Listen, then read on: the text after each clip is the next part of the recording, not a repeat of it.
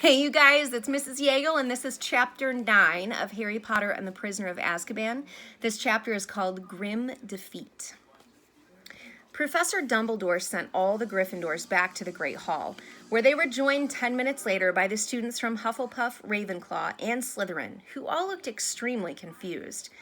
The teachers and I need to conduct a thorough search of the castle, Professor Dumbledore told them, as Professors McGonagall and Flitwick closed all the doors into the hall.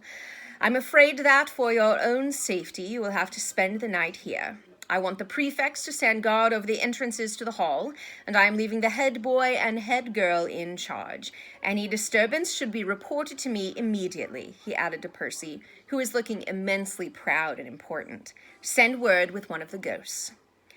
Professor Dumbledore paused, about to leave the hall, and said, "Oh yes, you'll be needing."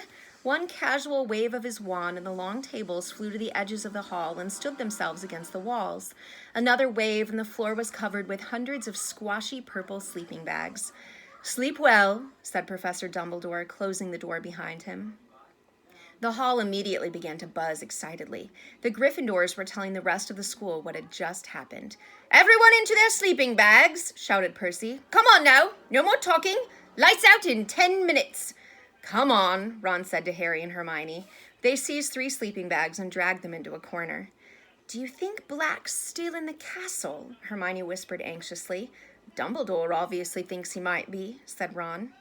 "It's very lucky he picked tonight, you know," said Hermione as they climbed fully dressed into their sleeping bags and propped themselves on their elbows to talk.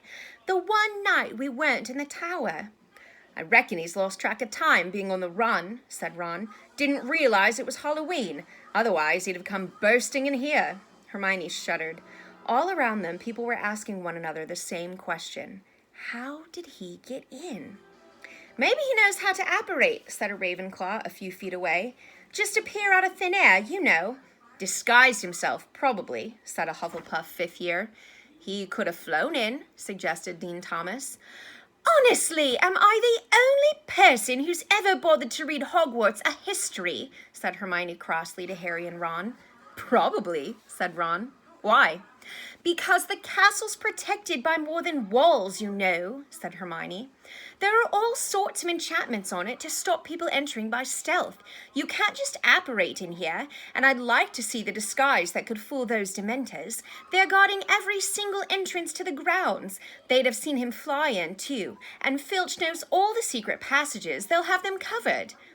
"The lights are going out now," Percy shouted. "I want everyone in their sleeping bags and no more talking." The candles went out all at once. The only light now came from the silvery ghosts who were drifting about, talking seriously to the prefects, and the enchanted ceiling, which, like the sky outside, was scattered with stars. What with that and the whispering that still filled the hall, Harry felt as though he were sleeping outdoors in a light wind. Once every hour, a teacher would reappear in the hall to check that everything was quiet. Around 3 in the morning, when many students had finally fallen asleep, Professor Dumbledore came in. Harry watched him looking around for Percy, who'd been prowling between the sleeping bags, telling people off for talking. Percy was only a short way away from Harry, Ron, and Hermione, who quickly pretended to be asleep as Dumbledore's footsteps drew nearer. "Any sign of him, Professor?" asked Percy in a whisper. "No. All well here?" "Everything under control, sir." "Good. There's no point moving them all now. I've found a temporary guardian for the Gryffindor portrait hole. You'll be able to move them back in tomorrow." "And the fat lady, sir?" "Hiding in a map of Argyllshire on the 2nd floor. Apparently, she refused to let Black in without the password, so he attacked. She's still very distressed, but once she's calmed down, I'll have Mr. Filch restore her." Harry heard the door of the hall creak open again, and more footsteps. "Headmaster?" It was Snape. Harry kept quite still, listening hard. "The whole of the 3rd floor has been searched. He's not there. And Filch has done the dungeons. Nothing there either." "What about the astronomy tower, Professor Trelawney's room, the owlery?" "All searched." "Very well, Severus. I didn't really expect Black to linger." "Have you any theory as to how he got in, Professor?" asked Snape. Harry raised his head very slightly off his arms to free his other ear. "Many, Severus, each of them as unlikely as the next." Harry opened his eyes a fraction and squinted up to where they stood. Dumbledore's back was to him, but he could see Percy's face rapt with attention, and Snape's profile, which looked angry. "You remember the conversation we had, Headmaster, just before, the start of term," said Snape, who was barely opening his lips, as though trying to block Percy out of the conversation. "I do, Severus," said Dumbledore, and there was something like warning in his voice.